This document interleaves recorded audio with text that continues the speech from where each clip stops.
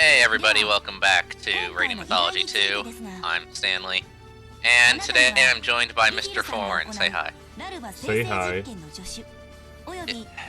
Every time with you. So, here chat's like, hey, there's more mana research going down and we should stop that, you know, experiments bad. And so, we're gonna be sent there with Rain to investigate. She's a lot more bossy than, like, in another way than I remember her. Well, she is the captain. I mean, she's a lot more organized than I remember her being. Yeah, she is. But yeah, here, the only person you're forced to take is Rain. Which is reasonable, because she's kinda useful. Yeah. Anyway, the purpose of today's investigation is to see if this Lave organization, or Lave, or however you say it, see if they're actually on the up and up. Chances are they're not. But hey, you know, we gotta see if there's some shit that, you know, they have a point to. And here our options were, if these mana things continue, will the world tree abandon us? And the other one is, can people live without a mana/world tree? And I was like, can people live without one? And Rain's like, well, possibly, but probably not. So possibly, but not for long. Yeah. So she's like, yeah. So that's why we kind of have to. We kind of have to make sure we live in harmony with nature. Although I guess that is everyone's personal choice, you know, more eco-green, protect the environment stuff. As you should expect from a Symphonian character, I suppose. Well, otherwise another animated cutscene will happen. Anyway, I went back to town, to the ship here because I realized I was low on supplies, so I said, screw it, might as well go buy stuff. And then Jade wanted to talk to me. And he was just like, oh, they look weird. Yeah, the Legendia folks in Radiant 2 look so awkward.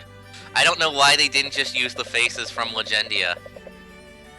Yeah, they don't look anything alike. Yeah, especially Senel. He looks horrifying in this game. Yeah. So, yeah. I'd hardly be able to tell if not for the tattoo, or the fact that their models are standing back there. Right. So the Senel and Chloe combo is just more talk about how Chloe can't swim, and apparently Senel's gonna teach her. This is a nod to Radiant 1, actually. And then here, Spada's introducing himself. He's like, hey bro, you ever need some swords? I'm your man. That's basically that. So, yeah. And then here, you know, he's chatting it up with Luca, and, you know, in classic innocent style, he's gonna start teasing him. By the way, there's a great joke too during that skit where Spada's like, what kind of asshole just enters a room without knocking? Jeez. Because, you know, nobody in this series has ever done that. They didn't do that in their own game, like, ever. Yeah, I know, right? So Luke is like, hey, did you come here needing help? Sorry, what? Although there weren't as many houses to enter, if I recall correctly. Yeah, the towns in a sense were pretty small. But Luke is like, did you come here needing help? And Spot is like, no, I came here to help you. Turns out in this universe, Luca's parents actually hired Spada to help him. Huh. Yeah. That's odd.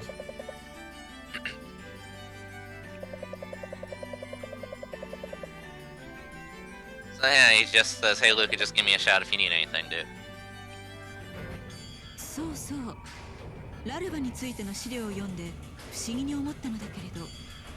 So, Rain's like, hey, those blueprints you got us in the past mission, they didn't really show us what the intentions of these people are. Just that it's a mana machine. So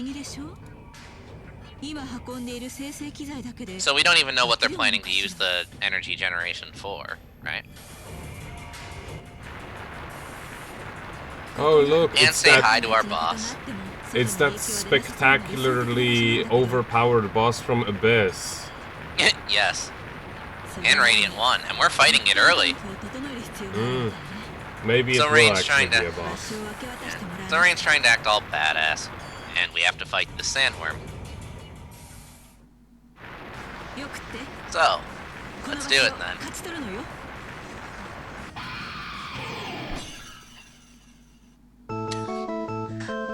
Yeah, I sped this up 1 for time and 2 because the sandworm doesn't like to be staggered, as you might be noticing. It'll just sit there and take all your punishment. I don't know.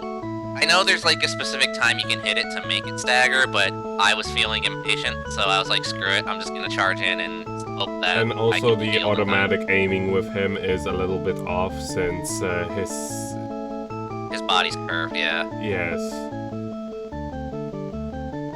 But generally the best spot to stand is right underneath him. Yeah, because then his breath weapon can hit you. And there, yeah, I tried to do Infinity Jam to be cool, but he gave me like instantly. Oh, okay. So it like happened, but not really. Yeah, pretty much. Look how amazing this whole of nothing is. Yep. And I have technically 3 healers on this team, and this guy is still out damaging me. Well, you took Anis with you. This is where you're failing at. Yes, I know, but I did say I would show off everybody, so I so brought her we'll along. never see her again. Unless the game forces me to use her at some point, yes, you will never see her again, so you better enjoy her company right now. I'm not. I don't think anybody will. By the way, if anyone's curious, the Rally X theme from Tales of Fantasia, I thought it was fitting.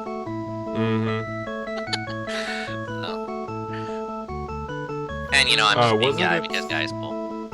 I remember this was also in Destiny, like whenever you're racing off against that whenever annoying you're ass kid. Yeah, the mock kid.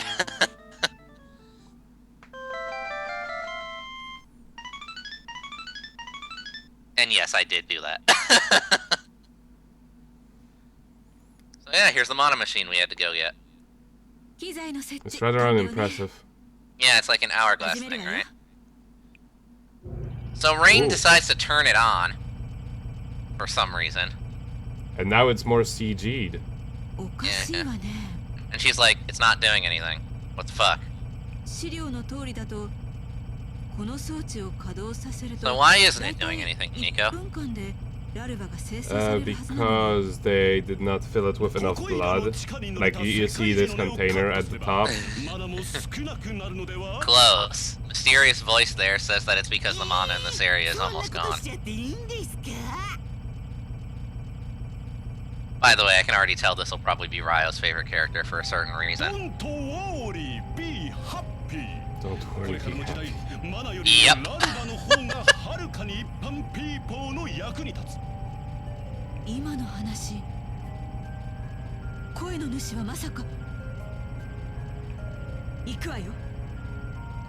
So he was announcing that he's gonna make a world where people's happiness comes before anything else.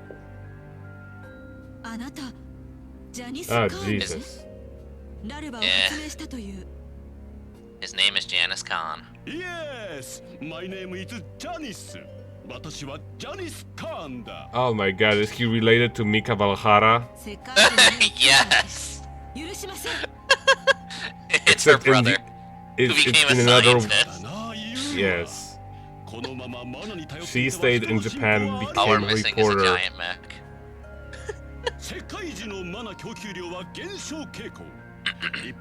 So Rain's all like, you're fucking with mana, that's not cool. And Janice is like, yeah, well that's just stupid what you said. We're making people's lives easier every day with our technology. You don't have any right to criticize us. And plus, we always monitor how much mana we use in our machines, so yeah. Assist. And the assistant, yes, and the assistant here is just, you know, to be like, yeah, what he said, essentially. So yeah, they are apparently trying to keep the world tree intact, despite their mana experiments. But the world's dying anyway, and nobody really knows the true cause behind it. But hey, it's convenient to blame them, so why not, right? Yeah, I mean, they're at the place. We have to hand in something for the mission. May as well be their heads. Yeah. By the way, I don't know if you can notice from this little scene here, but Janice is like twice as tall as everybody else in this game. It's actually kind of funny.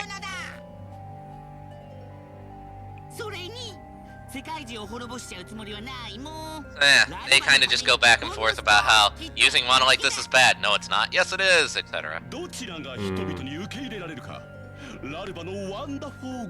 Wonderful. This guy is awesome. Yeah. Now you know why I chose you here. A, because Legendia, and B, because Janice is almost as foreign as you are. It's like his Mika Balhara's twin, but like they were separated in birth, and he was raised in Japan and she was raised in America, but they both belonged somewhere else. Right. Oh yeah, he really is tall. Yeah, he's giant, man. Though to be fair, vast majority of this game, of the cast of these games are teenagers.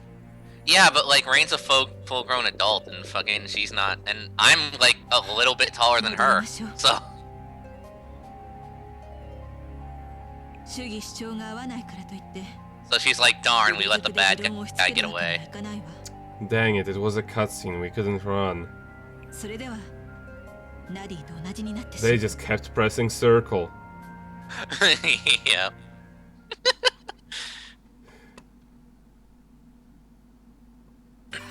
Alright, so, back to base.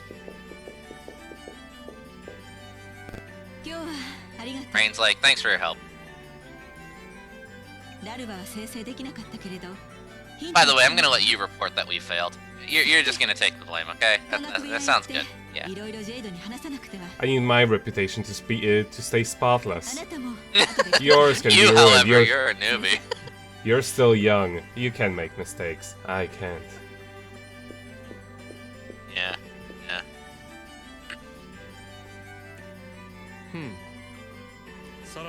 So here they're speculating that why would Leva benefit at all from cutting the flow of mana, right? Because, I mean, if you're gonna kill the planet, why would the fuck, like, that makes no sense, right? Money. Moolah. Cash. Dollars. Who's that? So, Jade's like, I can kinda see what they mean, you know, wanting the best out of the common man, but, they're still evil, so let's not even. Although he is impressed that Janice even said that he was trying to keep the world tree's needs in check here, right? So.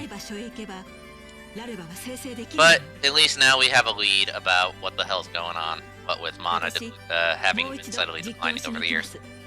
There is finally somebody to blame. With a face. Yeah. And also, now places where mana isn't flowing properly, it probably means Janice is there, so.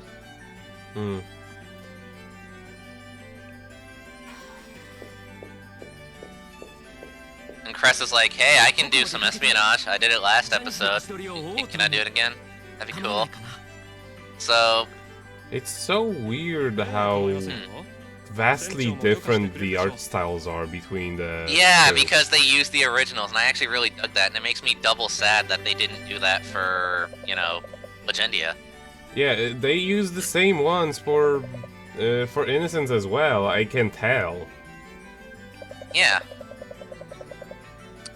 But yeah, so a team of Cress, Jade, Genus, and Kratos, and I think Lloyd too, all went out to go and find Janice. So here, everyone's just bullying Luca because apparently he has weird eating habits. Because apparently whenever he kills an animal, he eats it fully and tries to ration it. And everyone's like, man, you're supposed to just like engorge yourself and only eat the good stuff. What the fuck's wrong with you? Didn't he only like cheese soup or whatever? That was his favorite dish, yes. And the Abyss portraits are exactly the same as the ones from the game, so... Yeah. Yeah, it's weird that they specifically redid the Legendia ones, you know? And the Fantasia ones are actually from the remake on the PSP, or from the PS1 game? They're from the original PS1. So that's why the outlines were so sharp. Yes.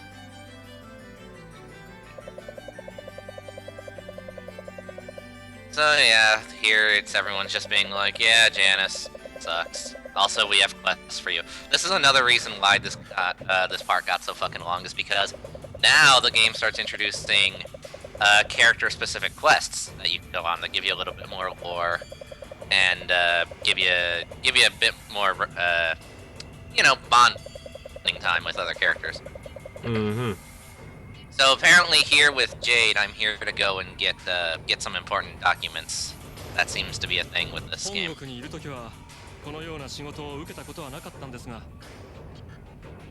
yeah. He's like, this is for the importance of the guild. We must do it. It is for all the things that we must do. So. Wait, no, I mixed that note up. I'm sorry. This isn't about documents. This is about killing a bat population. I was thinking that, because, like, Jade is all about murder. Yes, yes. I was like... The document thing is actually something Luke and Tyr bring up. Yeah. Peniel's all about helping out in the kitchen. And Jade's like, we need to clean the mines so that way we can study them more properly. This is why we have to kill bats. And so I'm like, alright. But he also does lampshade. He's like, I'm the head of a military country, and I'm the head of a military, and my country tells me to go kill bats. What the fuck? Like,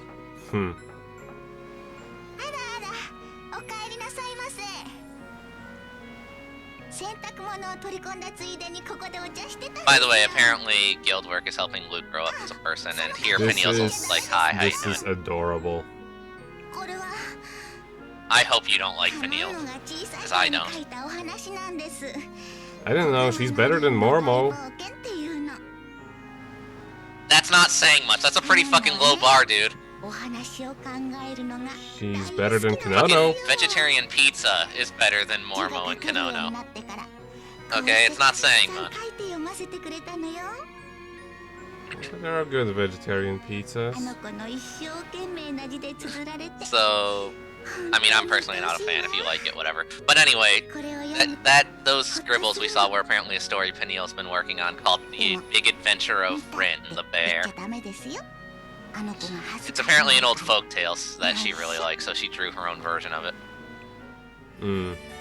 And Jade's like, thanks for helping me out and stuff. That's about it. What are you wearing? I'm wearing a witch's hood. What? Don't you think it looks good on me? So Mint being Mint is, you know, concerned about the monetary weakening.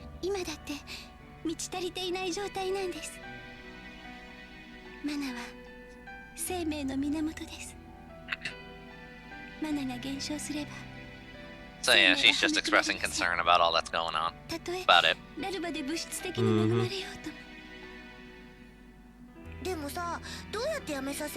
Archer's like, yeah, you know, but there's really not much we can do at this point, so we might as well wait until we can get a better lead.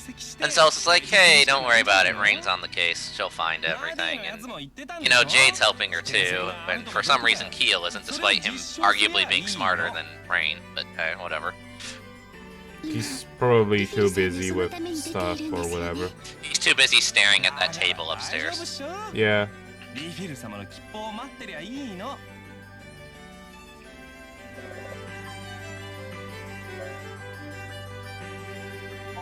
So yeah, here Luca's quest is, please bring me beef to feed these guys, because they're getting on my case.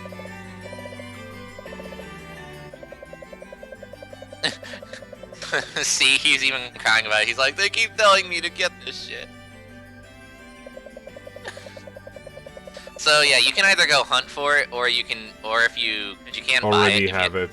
Yeah, if you have enough grade, you can just buy it, and I did. So I was just like, here, Luca, just take it, whatever. I have it. It's been standing out in the sun for 3 days. Yeah. It's perfect for Iria. Yeah. So Iria and Spada, of course, are just gonna take it all for themselves. And well, this is why we put it out on the sun. Yeah, and they're like, if you don't give us that meat, we'll eat you instead. That is something they would say. Yeah. Poor Luca. He's stuck in this room with them eternally. He can never escape. Never. He's like, thanks for your help. I'll just sit here and suffer. And I'm like, cool, whatever. So yeah, this is the document thing that I misread earlier. Sorry about that. Mm-hmm. So anyway. Yeah. Here we're off to get those documentations. And you have a decent party for it, too. Yes, I do. Luke and Tyr. They're not as good as they were in Radiant 1. But they are still very solid party members. You would be justified in having them. Hmm. In Radiant 1, they were both ridiculous. So yeah, they're like, hey, thanks for joining. Suddenly the video became way clearer in this dungeon. Yeah, that's weird. I don't know why it did that, to be honest, because I even checked the settings for each, like, little subclip and shit. They're all the same. So I have no idea why it changed all of a sudden. Maybe sharpness? No, sharpness is the same. So, yeah. Beats the hell out of me, man. By the way, Luke is griping that Jade always puts them in, like, really stupidly impossible missions. And Tyr's like, oh, suck it up, we can handle it. So, no. And she's also like, yeah, but don't get careless, though, too. You should be on your guard. And it's like, hey, we gotta have some fun, right? No, no like, fun for you. You're not allowed to have fun. And Tyr's like, I guess. Jeez. Jade also gets a lot of connections with the capital of the Empire, which of course he does. And Tyr's like, yeah, well, let's not get too much into that. I don't think anyone playing this game actually wants to read about politics. So. And Luke, of course, expresses distraught at this because he's a prince and he doesn't fully understand how things work. And Tyr's like, just do what you can. Whatever. Just get those fucking documents. Yeah. So here they are, we gotta get them from this dude.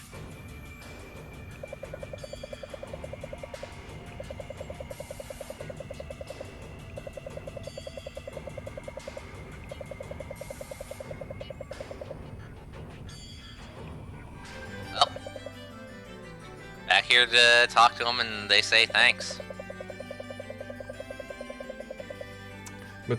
But we're not gonna have you work for us again. You have that one failed mission. Yes. Alright, so here is Caius and Rubia. They're concerned about that they don't think they're pulling their weight around here. So they're like, we might hit you up to help us train some. But speaking of training, we're gonna help Chloe train.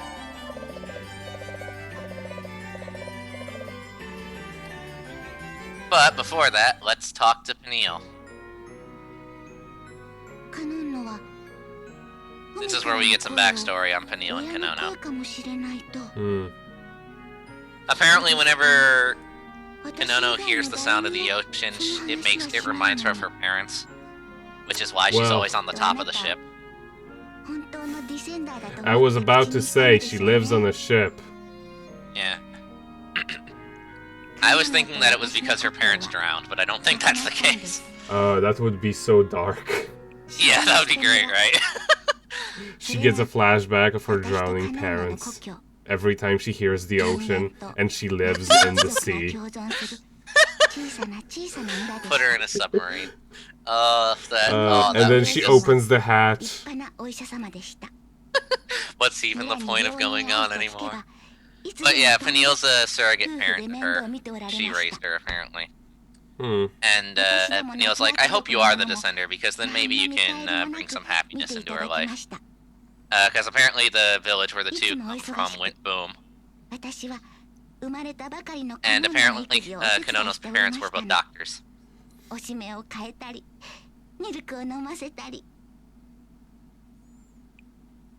Yeah, apparently the village burnt down.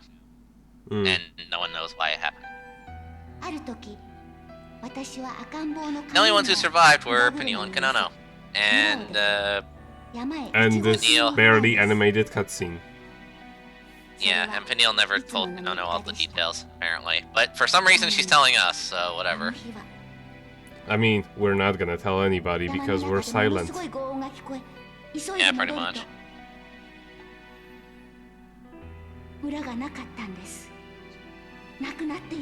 That's a little more than burnt, by the way. That's a fucking lava pit. Yeah. Burn doesn't cut it. Yeah. It's a little bit past burnt at that stage. Just a little bit. Carbonated. Crispy.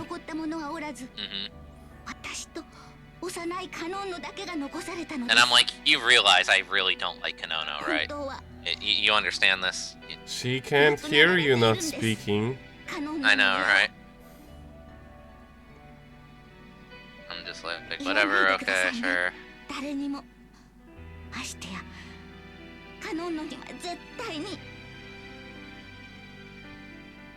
Well, enough of that. Back to killing shit. So yeah, this is just all about helping Chloe and Sun will train up. There's really not too much in terms of story. But apparently this is about, this training exercise is about handling yourself under pressure, apparently.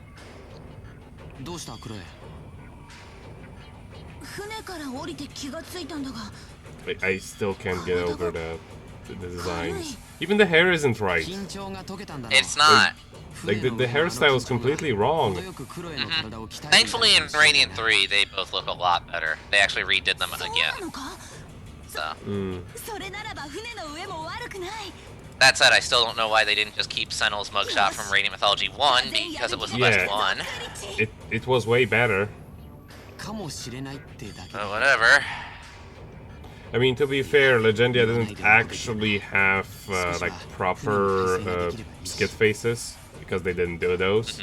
They still could have just cut those out, right? You know, from the status screen or whatever. Yeah. But whatever.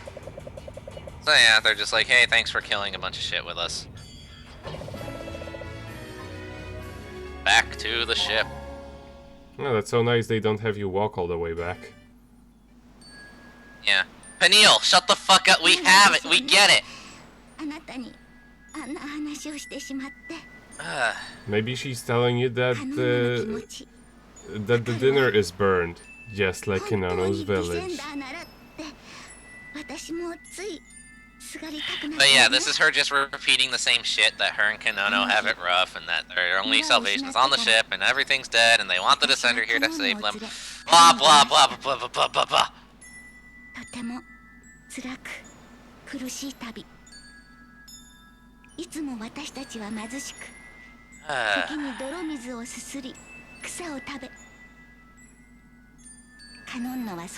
By the way, apparently Kanono learned how to wield a giant sword out of stress or some shit. Whatever. And Peniel's just like, I worry about her so much. Oh my god.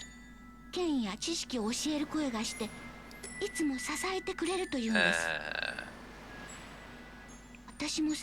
know, why couldn't we just get all this exposition in one cutscene? Why do we have to have like 5? I don't know. Like, maybe was that side quest you did optional before? Yes. Yeah, I guess that explains that they still want you to know this stuff. I guess. But like after the first like 3-minute long cutscene where she talks about this shit, don't you figure the player would probably get all this? Like, I don't know. It's me.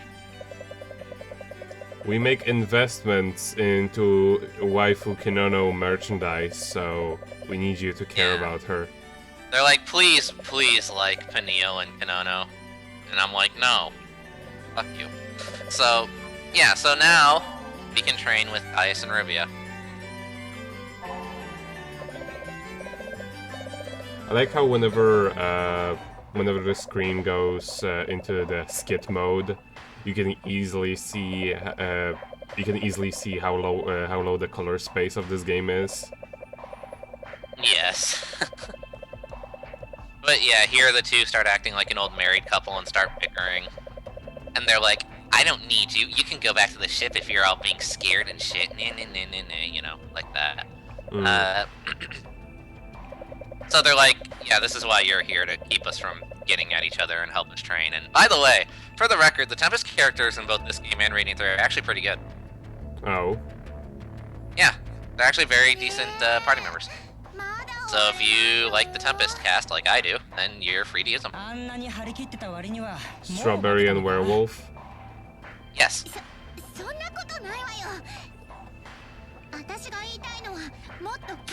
By the way, you notice how I took like 5 steps and fucking this skit already started? You didn't even need to cut it out. No. This skit literally starts with Ruby going, why aren't we done training yet? Oh my god, it's taking so long. Oh gosh, she's such a Sheena. Pretty much. And Caius is like, patience. Jesus. Like, you couldn't even get into the first random encounter by that point. Yeah.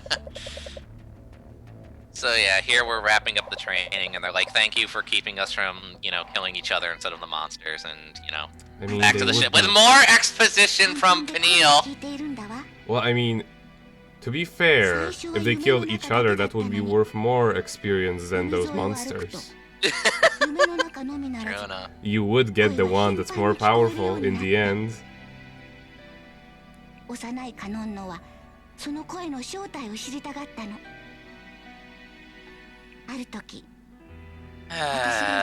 the way, the quote-unquote voice of her parents, Neil doesn't know if that's actually a legit thing.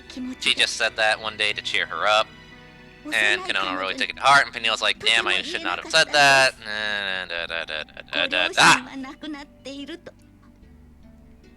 And for about the 5th time, she's like, hey, I know I'm telling you all this, but don't tell Kanono, okay? Because I don't actually want to talk to my surrogate daughter about anything. That would be too simple. Yeah. This is why I'm telling you this, because you can't say more than the first option, or the second option. Pretty much. Do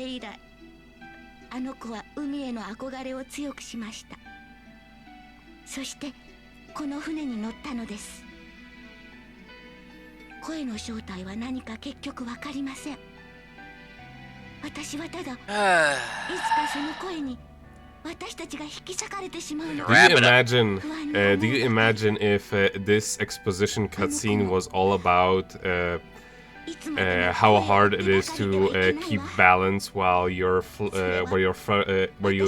wings are attached literally to your ass? That would at least be funny. Okay. Like, with this music going on. Yes, that would at least be hilarious. Do you imagine the pain I have to go through every day to stay afloat in the air? I can't stand on my stumpy little legs. Oh god, who's that?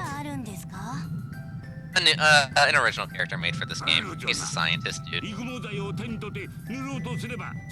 Apparently he wants a hair growth formula.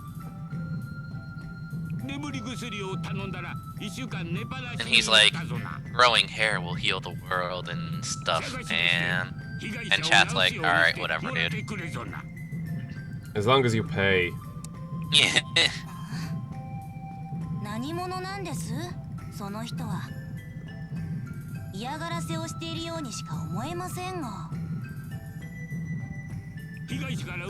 What is his purpose? We'll learn more about him later on. Oh, okay. Right now, this is just kind of his introduction scene. Oh. It's to show that he's yet another quirky, science-y type, you know.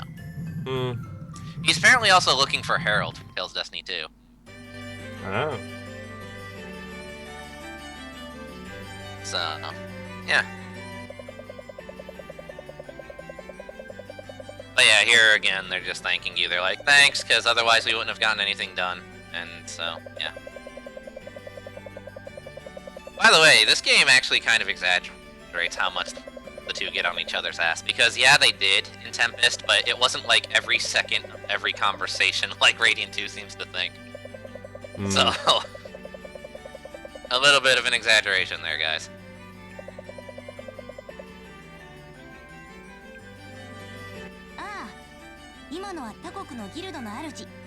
So yeah, chat here is like, yeah, don't mind the sciencey dude, he's here to help. We're also looking for this Herald chick.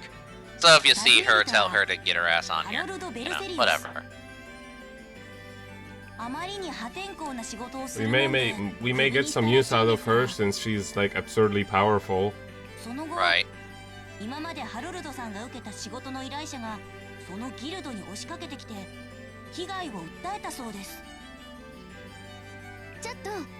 So yeah, then Farah shows up and is like, hey Chad, I need your help in the kitchen. I'm trying to cook stuff for everybody. Help me out. And Chad's like, yeah, but like there's this village thing we gotta investigate, like guild work and stuff.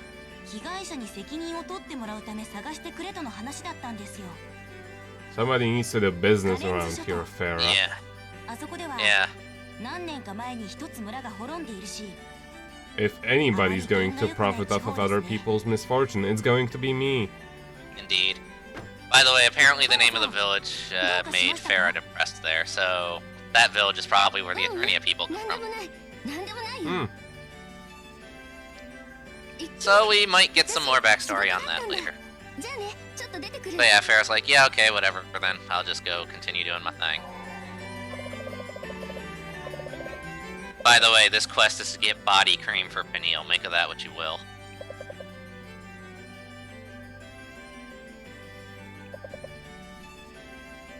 Yeah. Oh, hello there. So, yeah, for this mission I took Yuri and Estelle along, because why not? And here they're talking about how, apparently, their main purpose in this game is to try and find Flynn. Who's not in this game. So I guess Flynn is dead in this game. Or it's gonna be like Senna looking for Shirley in the first one. Right, yeah. So yeah, they're both like, we need to get strong so we can do this. And that's kind of like it. that's the gist of this skit, essentially.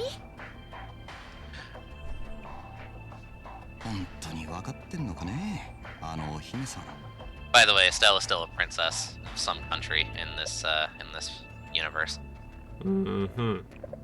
So, yeah. There is this person standing in the middle of a dungeon infested with monsters. Yep, and he's like, here's that body cream you wanted. And you're like, gross. You're like the worst at doing business, you know? Pretty much. So yeah, with that, we've reached the end of this little section. Nico, thanks for joining me, because this is the longest episode I've recorded as of right now, and this better be some really good green. Yeah, I know, right? Later, everybody.